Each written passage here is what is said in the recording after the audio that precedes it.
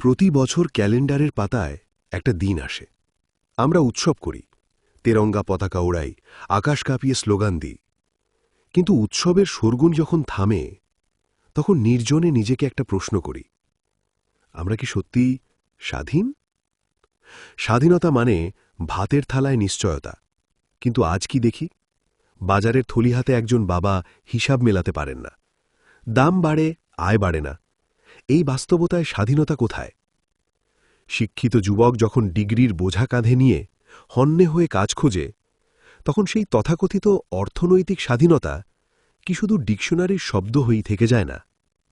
আমরা চেয়েছিলাম বাক স্বাধীনতা, অথচ আজ সামান্য ফেসবুকে কিছু লেখার আগে 7 বার ভাবতে হয়, কিছু বলার আগে চারপাশে তাকাতে হয়। যদি সত্যি কথা বলাই সাহসের কাজ হয়ে দাঁড়ায়, তাহলে বুঝতে হবে আমাদের গণতন্ত্রের মুক্ত বাতাস আজ ভীষণ ভারী। বইয়ে পড়েছিলাম আইনের চোখে সবাই সমান, কিন্তু বাস্তবে কি তাই? প্রভাবশালী আর সাধারণ মানুষের জন্য দাড়িপাল্লাটা কি সত্যিই এক থাকে? স্বাধীনতা মানে ছিল নির্ভয়ে বিচার পাওয়া।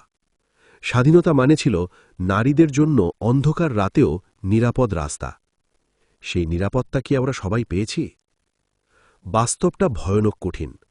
আমরা যেন এক অদ্ভুত খাঁচায় বন্দী, যেখানে ধর্ম, জাত আর রাজনীতির দেওয়াল আমাদের একে অপরের থেকে আলাদা করে রেখেছে। অথচ স্বাধীনতা মানে তো ছিল এই সব দেওয়াল ভেঙে এক হয়ে যাবার নাম।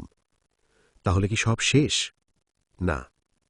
আমি স্বপ্ন দেখি সেই ভোরের, যেদিন স্বাধীনতা শুধু একটা তারিখ হবে না, স্বাধীনতা হবে প্রতিটি মানুষের মুখের হাসি, পেটের ভাত আর মনের সাহস।